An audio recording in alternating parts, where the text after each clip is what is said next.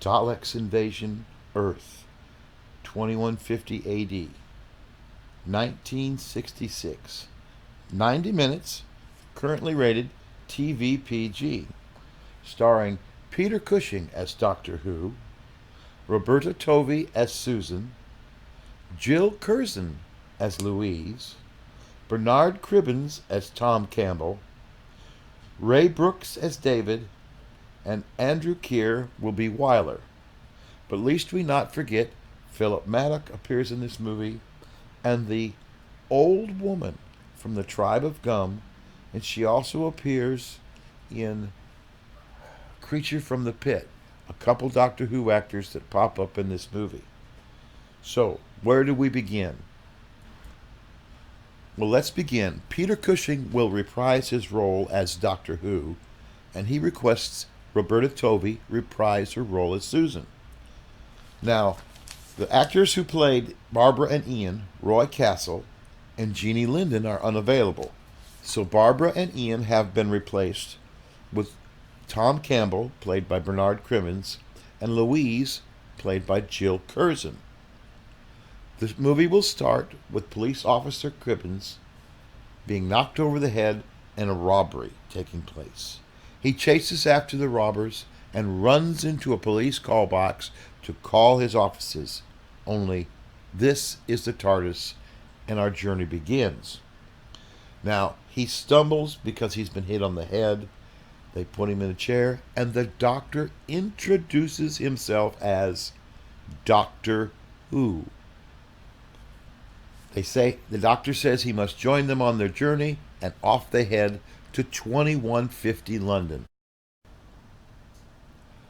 After landing in a devastated London in 2150, Susan does, as she does so many times, she twists her ankle, only this time causing a small avalanche which buries the TARDIS. The men will head off to a warehouse looking for tools, and the women will stay behind. Now, the women are rushed off by the underground because there are Daleks in the area, and the men will encounter a dead Robo-Man, and eventually a Dalek. The Doctor and Tom will be the ones seeing the Dalek rise out of the river. Turning to run, they are captured by the Robo-Men. They are taken to the ship, where they pass the intelligence test, which is much easier this time than it is in the television movie. The Underground will plan their attack on the saucer ship, during which Louise will get knocked unconscious in a room. Tom will stay behind looking for her. The Doctor will run off with David, and Susan will be taken towards the mines by Wyler. So they're all split up, but they all end up heading for the mines. At the mines, the Daleks are drilling to the core of the Earth to turn the Earth into a giant ship. They are stopped by the Doctor and his crew, just as in the television series, with a lot of cliffhangers taken out to shorten the length. At the end of the movie, they return to the site where they began just a few minutes before. Tom, this time, captures the criminals and heads off to the police station to end the movie. For today's recommendation, something from the career of Philip Maddock.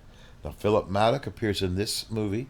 He also appears in Dad's Army, A Very British Coup, which can be found on YouTube, and Doctor Who. He appears in The Power of Kroll, The Brain of Morbius, The Crotons, and you may not recognize him, but he is in the War Games. But we're going to recommend Midsummer Murders from the 2007 series, The Axeman Cometh. Midsummer Murders can be found on BritBox, Netflix, and several other streaming services. This is a very popular television series. So enjoy the life and career and work of Philip Maddock. Now, I did enjoy both movies, but a few little nitpicks. The TARDIS sets were terrible. The first movie, they were just thrown together. And in the second movie, the walls were just curtains. So I wish they would have spent more money on the TARDIS. The Dalek ship. This is probably the most impressive spaceship that will be on Doctor Who until the new series starts. That's Ziggy and or Baby letting us know the ice cream truck is around. The inability to keep Barbara and Ian, I don't like. We don't know who Louise is. It's never explained. Bernard Cribbins as Tom Campbell. Well, all Doctor Who fans hopefully can recognize him later as Donna's father in the new series. It's nice to see Doctor Who actors reappear. In fact, our recommendation today will be someone who has done several Doctor Who stories, and we're going to recommend some of his work. Now, I want to thank the Doctor Who Guide. I was able to find out that some of the Doctor Who DVDs from classic Doctor Who were being re-released, and I could replace some of my VHS tapes with DVDs. So thank you. And now we're moving into an unboxing, so let's hope I get it right. We only get one take on live tapings. Okay, what do we have here? And the first DVD we ordered was front side. I'm watching it at the same time you do. Oops, Colin Baker.